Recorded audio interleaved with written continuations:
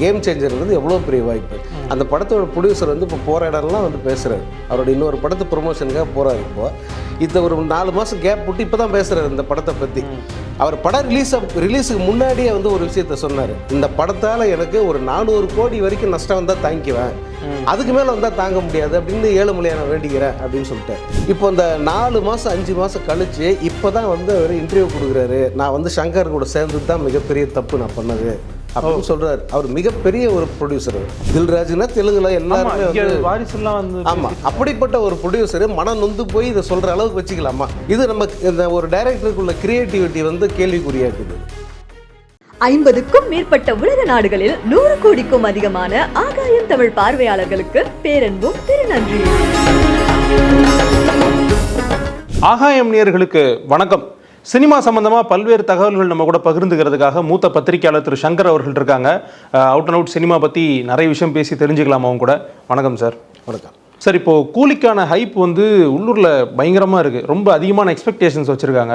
ஓவர்சீஸில் படம் வந்து எப்படி பிஸ்னஸ் பண்ணணும்னு நீங்கள் நினைக்கிறீங்க, இல்லை எப்படி பண்ணிகிட்டு இருக்குது இது வரைக்கும்? இல்லை, ஓவர்சீஸில் வந்து ரெக்கார்ட் பிஸ்னஸ் இந்த படம். இது வரைக்கும் எந்த தமிழ் படமும் இந்த ரேட்டுக்கு போனதில்லை, எந்த இந்திய படமும் இந்த ரேட் வந்து போனதில்லை. இதான் ஃபஸ்ட் டைம் வந்து மோர் தென் 80 crores இந்த படம் வந்து ஓவர்சீஸ் பிஸ்னஸ்ஸு. இது வரைக்கும் வந்து எந்த ஈவன் ரஜினியோட 2.2 படத்துக்கு கூட வந்து அந்த ரேட் கிடையாது. ஓகே. ஸோ அதனால் இது ஒரு ரெக்கார்டு பிஸ்னஸாக தான் எல்லோரும் பார்க்குறாங்க. Okay sir. இப்போ வரைக்கும் எந்த ஷேர் எடுத்துக்கிட்டாலுமே கூலியோடைய பிஸ்னஸ் அது பண்ணது வந்து ரொம்ப அதிகமாக தான் சொல்கிறாங்க. என்ன காரணம் சார்? சூப்பர் ஸ்டார் காரணமா, இல்லைனா வந்து லோகேஷ் கனகராஜ் இதுக்கு முன்னாடி கொடுத்த ஹிட் படங்கள் காரணமா? இல்லை, எப்பவுமே இந்த 2 ஒரு ஜாம்பவான் இயக்குனர், ஒரு ஜாம்பவான் நடிகர் அவங்க சேரும்போது வந்து இயல்பாகவே எக்ஸ்பெக்டேஷன் அதிகம். நீங்கள் ரஜினியோட மற்ற படங்களை விட சிவாஜி, எந்திரன், 2.0 இந்த படத்துக்கெல்லாம் வந்து பெரிய பிஸ்னஸ் நடந்திருக்கும். எல்லா படங்களுமே நல்ல பிஸ்னஸ் தான். ஆனால் சங்கர் ரஜினி அப்படின்னும் போது வந்து அங்கே பெருசாக எதிர்பார்க்குறாங்க. இப்போ குறிப்பாக நீங்கள் தமிழ்நாடு விடுங்க, தமிழ்நாடு ஈக்குவலாக தெலுங்கில் அந்த படம் வந்து பண்ணியிருக்கோம். இப்போது 2.0லாம் வந்து தெலுங்கில் பிஸ்னஸ் மட்டுமே அந்த ப்ரீ பிஸ்னஸ், நான் சொல்கிறது கலெக்ஷன் இல்லை, ப்ரீ பிஸ்னஸே வந்து 72 கோடி. அது தெலுங்கில் ஒரு அந்த டைம்லே ஒரு டப்பிங் படம் தான் அத்தனைக்கும் அது. ஸோ அது ரஜினிக்கும் கூட இன்னொரு டைரக்டர், நல்ல ஒரு மெகா டைரக்டர் சேரும்போது வந்து அது நடக்கும். ஒரு லோகேஷை பொறுத்த வரைக்கும் வந்து அவர் ஒரு மெகா டைரக்டர் தானே இப்போக்கி. சார், இப்போ குபேரா வந்து தமிழை விட தெலுங்கில் வரவேற்பு அதிகம். நல்லா போகுது படம், நல்லா பிஸ்னஸ் பண்ணுது. நாகார்ஜுனா எப்பயுமே அங்கே ஒரு எஸ்டாப்ளிஷ்டு ஸ்டார் தான். அவர் வந்து ரொம்ப நாள் கழிச்சு இப்போ தமிழில் நடிக்கிறதுனால சூப்பர் ஸ்டார் அவர் இப்படி நிறைய ஸ்டார்ஸ் இருக்கிறதுனால அது வந்து சூப்பர் ஸ்டாரோட ஸ்க்ரீன் ப்ரெசன்ஸ் ஏதாவது லைட்டாக ஆல்ட்ரு பண்ணுறதுக்கான வாய்ப்பு இருக்கா? நீங்கள் எப்படி பார்க்குறீங்க? இல்லை, ரஜினி எப்பவுமே ரஜினி படத்தை பொறுத்த வரைக்கும் வந்து அவர் எப்பவுமே தனியாக நிற்பார். அவர் தான் அவர் படத்தோட தனித்துவமே வந்து அதுதான். நீங்கள் 1000 ஸ்டார் அதில் போட்டால் கூட அவரோட இதை அந்த ரோலை வந்து ரொம்ப பர்ஃபெக்டாக பண்ணுவார். எந்த வகையிலையும் வந்து அந்த மற்ற பாத்திரங்களை விட வந்து டாமினேட் பண்ணாத மாதிரி பார்த்துப்பார்.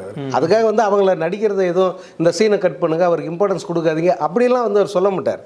அதை தன்னுடைய நடிப்பிலே காட்டுவார். தன்னுடைய தனித்துவத்தால் வந்து அவர் மட்டும் தனியாக நிற்பார். மற்ற நீங்கள் ஜெயிலரில் எத்தனை ஸ்டார்ஸ், ஆமாம், எல்லாருமே வந்து அவங்க துறை அவங்க மொழியில் பெரிய நடிகர்கள் தான். மோகன்லால் எவ்வளோ பெரிய ஆக்டர், சிவராஜ்குமார். ஆமாம். ஆனால் அந்த இடத்துல ரஜினி தான் படம் முழுக்க நிற்கிறார். அதே நேரம் அவங்களோட இம்பார்ட்டன்ஸும் குறையவே இல்லை. எந்த இடத்துலையுமே வந்து சிவராஜ்குமாருக்கோ மோகன்லாலுக்கோ இத்தனைக்கு 2 நிமிஷம் தான் வராங்க. பட் படம் முழுக்க அவங்கள இருக்கிற மாதிரியே பேலன்ஸ் பண்ணியிருப்பார் அந்த டைரக்டர். அது அந்த டைரக்டரோட திறமை ப்ளஸ் இவரோட ஒரு தனித்துவம். அது இல்லை, நான் பலமுறை சொல்கிறது, அது வந்து சொல்ல வேண்டாம், அது தானாக நடக்கணும். அது அந்த மேஜிக் வந்து தானாக நடந்தால் தான் வந்து அது மரியாதையே. நம்ம வந்து இது அடிக்குமான்னு கேட்டுக்கிட்டே இருக்கிறது வந்து அது ரொம்ப ஒரு போரான ஒரு ஆஸ்பெக்ட் ஆகிடுச்சு. இந்த படம் நீங்கள் 1000 கோடி தான் இலக்குன்னு பார்த்தீங்கன்னா இந்த படம் ஏற்கனவே அதை செஞ்சிருச்சு. ஓகே. இப்போ ப்ரீ பிஸ்னஸே வந்து இந்த படத்துக்கு வந்து 500+ crores அது வித்து ஓடிடி இன்னும் சேட்டலைட்டு இதெல்லாம் சேர்த்தா வந்து அது 1000 கோடிங்கிறது இப்போயே வந்துருச்சு. பட் அது திரையில் ரிலீஸ் ஆகி கலெக்ஷன் வைஸ் வந்து 1000 அந்த crores வந்து வரணும். அதுக்கு வந்து நம்ம அந்த படம் எப்படி இருக்குது, இப்போ ஜனங்களுக்கு பிடிச்சிருக்கா, அவ்வளோதான். 2 விஷயம் கரெக்டாக அமைஞ்சிருச்சுன்னா தானாகவே அந்த 1000 கோடி வரும்.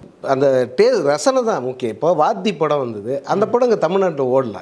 ஆனால் தெலுங்கில் வந்து மிகப்பெரிய வெற்றி படம். அதுவும் ஒரு தெலுங்கு டைரக்டர் தான் பண்ணார்.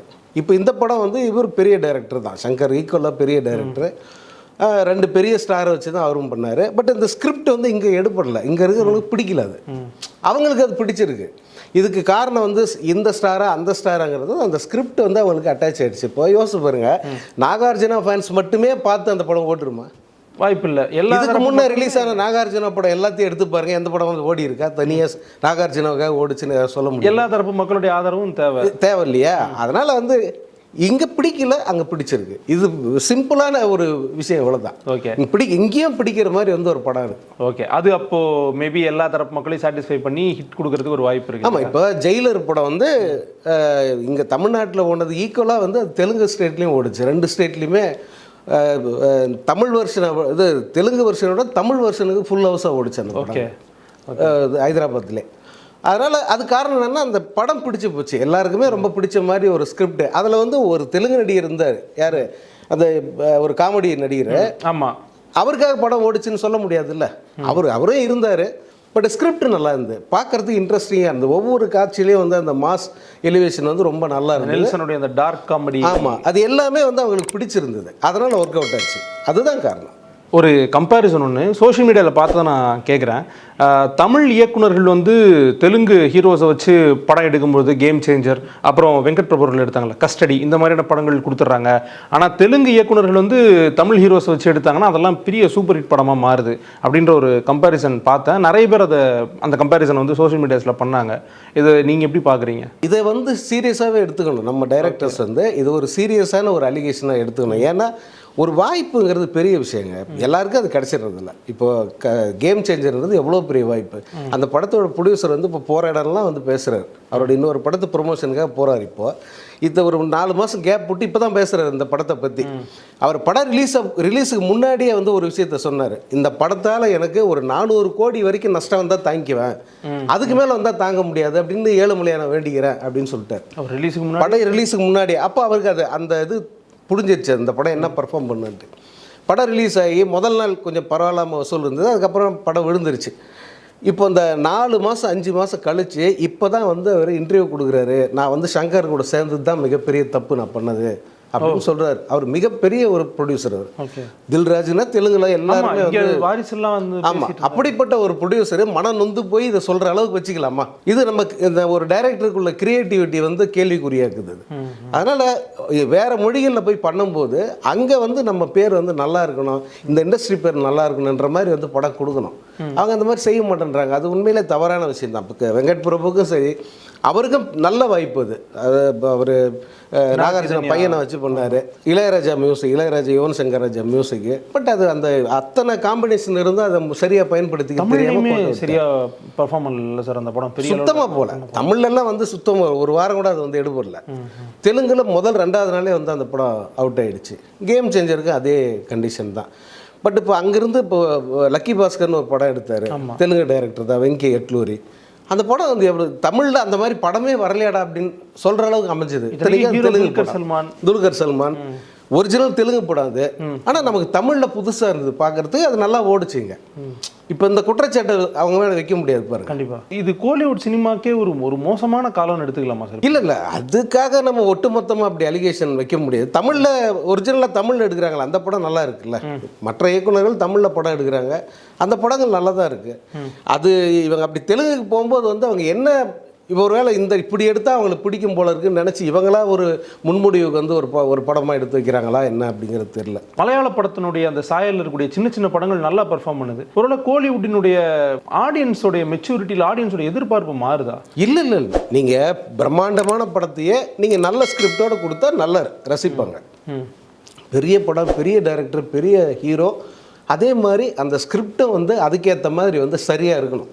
அப்படி இருந்ததுன்னா நிச்சயமாக வந்து அந்த படம் நல்லா போகும். இப்போ நம்ம இதே வந்து லோகேஷோட விக்ரம் படம் எடுத்துக்கோங்க. அதுலேயே ஸ்டார் காஸ்ட் வந்து எப்படி போட்டிருந்தாரு, அதை எப்படி பேலன்ஸ்டாக மேனேஜ் பண்ணார். அதே மாதிரி அந்த ஸ்கிரிப்ட் உட்கார வைக்குது இல்லை, நம்மளை 2.5 மணி நேரம் கட்டி போடுற அளவுக்கு ஸ்கிரிப்ட் இருந்தால் அது எந்த டைரக்டர் இருந்தாலும் நல்லா போடும். இப்போ 2 ஸ்டைல் இருக்குல்ல சார். ஒருத்தங்க என்ன சொல்கிறாங்க அப்படின்னா, ஸ்கிரிப்டோட ஃபஸ்ட்டு பவுண்டட் ஸ்கிரிப்டோட போகிறது ஒரு பக்கம், இன்னொரு பக்கம் வந்து சீனில் போய்ட்டு அப்படியே யோசிக்கிறது, மணிவண்ணன் அவர்கள் மாதிரி. இந்த மாதிரியான விஷயங்கள் தான் கொஞ்சம் நம்மளை கீழே இறக்கி எடுத்துகிட்டு வந்துச்சோ? இல்லை, அது வந்து என்னென்னா அது கான்ஃபிடென்ட்டு. இப்போ மணிவண்ணன் சார் வந்து டைரக்ஷன் அவர் செட்டில் போய் தான் வந்து இதே ஸ்கிரிப்டே எழுதுவார். அன்னைக்கு காட்சி தான் அப்போ தான் எழுதுவார். மனசுக்குள்ளே கதை இருக்குது அவருக்கு. அந்த கதையை வந்து காட்சி வடிவமாக எழுதுறது எங்கன்னா ஸ்பாட்டில் தான். அது அவரோட ஸ்டைலு ப்ளஸ் அவருக்கு வந்து இருந்த அபாரமான நம்பிக்கை, அவர் மேலே இருந்த ஒரு கான்ஃபிடென்ட்டில் தான் அதை செய்கிறார். மற்ற அவர் டைரக்ஷனில் நடிச்ச எல்லாருமே வந்து அதை பார்த்து மிரண்டு போய் நின்னாங்க. அதை வந்து அவங்களுக்கு பிடிச்சிருந்தது. ஆக்சுவலாக என்னம்மா யோசிக்கிறார் பாரு, செட்டில் வந்து இங்கே வந்து ஸ்கிரிப்ட் எழுதுறாரு பாடுறா, மனசுக்குள்ளே எந்த காட்சிகளும் வெத்த வந்து உட்காந்தாலும் அடுத்த 10 நிமிஷம் வந்து சீன் பிடிக்கிறாரு பாரு அப்படின்னு எல்லாரும் பிரமிப்பாக பார்த்தாங்க.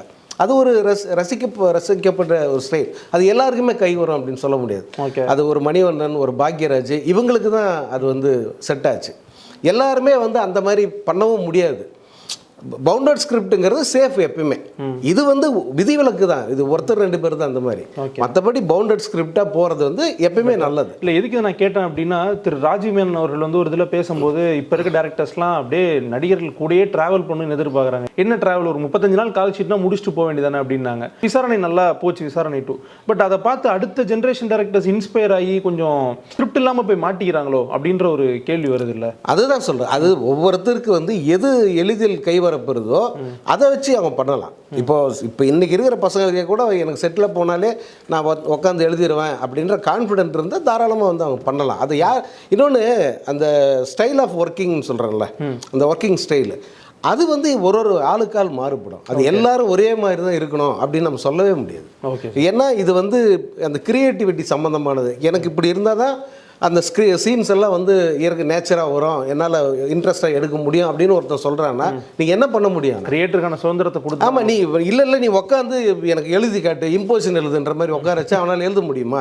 அவனுக்கு வராது. அது என்ன விட்டு இப்போ பல பேர் சொல்கிறாங்க, பல பெரிய இயக்குனர்கள் சொல்கிறாங்க, எனக்கு கதை சொல்ல வராது, கதை சொல்லவே தெரியாதுன்ற. ஆரஞ்சித் அவர்களே கூட ஒரு இதில் சொல்லியிருக்காங்க, எனக்கு கதை சொல்லவே வராதுங்க, யாராவது விட்டு தான் சொல்ல வைப்புன்ற ஆளெல்லாம் இருக்காங்க. டைரக்டர் இவர், ஆனால் இவர் கதை சொல்ல மாட்டார், இன்னொரு ஆளை கூட்டு போய் உட்கார வச்சு கதை சொல்லியிருக்காங்க. நான் சந்தித்த ஒரு பெரிய டைரக்டர், நேஷனல் அவார்டாக வாங்கி குவிச்ச டைரக்டரு, ஒரு பெரிய ப்ரொடியூசரை மீட் பண்ணுறாரு. பெரிய ப்ரொடியூசர் பெரிய தொகை அட்வான்ஸாக கொடுக்குறாரு. நான் என் கண்ணதில் நடந்து சொல்கிறேன், கொடுக்குறாரு. இப்போ கதை ஏதாவது வச்சிருக்கப்பா, ஏதாவது ஒன்லைன் சொல்ல முடியுமா அப்படின்னு கேட்குறாரு. சார் இல்லை சார், எனக்கு கதை சொல்லி பழக்கமே இல்லை. எது கையில் அப்போ அட்வான்ஸ் வாங்கிட்டு இப்போ என்ன பண்ணலன்னா, நான் வேணா அப்புறமா ஆஃபீஸுக்கு வரேன் சார் அப்படின்ட்டு அட்வான்ஸ் வாங்கி போயிட்டார். சரி, ஆஃபீஸுக்கு வந்து கதை சொல்லுவார்னா அவர் எனக்கு கதையை சொல்ல தெரியாது சார், நான் யாருக்கிட்டையும் கதையை சொல்ல மாட்டேன். என்னடா அவங்க ஸ்டைல் இது? குறைஞ்சபட்சம் அந்த இது கூட இல்லைன்னா எப்படி? இப்படிப்பட்ட ஆட்களும் இருக்காங்க. நிச்சயமா நீங்க அவருடைய பேரை சொல்ல மாட்டீங்கன்னு தெரியுது. ஏதாவது ஒரு ஹிண்ட் கொடுத்து. அவன் அதான் சொன்னேன், நேஷனல் அவார்டு வாங்கின டைரக்டர் எல்லாம். சமீபத்திய ரிலீஸ் டிஎன்ஏ ஒரு டீசெண்டான படம், நல்ல படம்னு பார்த்தவங்க கொண்டாடுறாங்க. ஆனா நிறைய பேர் தியேட்டருக்குள்ள போய் பார்க்கறதுக்கு தயாரா இல்லையோ, அந்த படம் வந்து எதிர்பார்த்த அளவுக்கு ஒரு பிளாக் பஸ்டரா வரலையோ அப்படின்ற கவலை வந்து நிறைய சினிமா ரசிகர்கள் இருக்கு. என்ன காரணம் சார்? இல்லை, படம் ஓரளவுக்கு போகுது, இது ஒன்றும் ரொம்ப மோசமாலாம் ஒன்றும் இல்லை. இப்போ இந்த படம் ரிலீஸ் ஆகி 1 வாரம் முடிஞ்சிருச்சு, 10 நாள் ஆயிடுச்சு. இன்னும் கூட வந்து புறநகர் பகுதியிலலாம் படம் ஓடிக்கிட்டு தான் இருக்குது, யாரும் எடுத்துடல படத்தை. பட் ஆடியன்ஸ் வேணால் லோவாக இருக்கலாம், ஒரு 30% 40%, அவ்வளோதான் அதுக்கு வீக்கெண்டே வராங்க. பட் அதுக்காக வந்து அதை புறக்கணிச்சிட்டாங்கன்னு சொல்ல முடியாது. இவங்க இன்னும் கூட ப்ரொமோஷன் நல்லா பண்ணியிருக்கணும். ஏன்னா வந்து அந்த மாதிரி படத்துக்கு வந்து நிறைய தெரிகிற மாதிரி வந்து பண்ணியிருக்கணும். அவங்க ஒரு வாரம் 10 நாளாவது பண்ணியிருக்கணும். அவங்க அப்படி பண்ணல. ஒரு ஆடியோ லான்ச்சு, ப்ரெஸ் மீட்டு, அதோட வந்து நிப்பாட்டிட்டாங்க. இப்போ வந்து தேங்க்ஸ் கிவிங் மீட்டுன்னு அவங்க வைக்கிறாங்க. இதையெல்லாம் வந்து இன்னும் கொஞ்சம் முன்னாடியே படத்தை ரிலீஸ் பண்ணுறதுக்கு 4 நாள் தொடர்ந்து அவங்க பண்ணாங்கன்னா ஓரளவுக்கு வந்து ஜனங்களுக்கு ரீச் ஆகிடும். அதை அவங்க செய்யலை. ப்ரமோஷன்ஸ் ரொம்ப மினிமலாக, ரொம்ப முக்கியம். ப்ரமோஷன் முக்கியம்னா, இப்போ படம் இந்த மாதிரி நல்ல படமாக எடுத்து, இது நல்ல படம் தான், ஒன்றும் கெட்ட படம்லாம் ஒன்றும் இல்லை, கொஞ்சம் அங்கங்கே தடுமாறுது அவ்வளோதான். பட் நல்ல ஒரு கண்டென்ட் உள்ள படம்.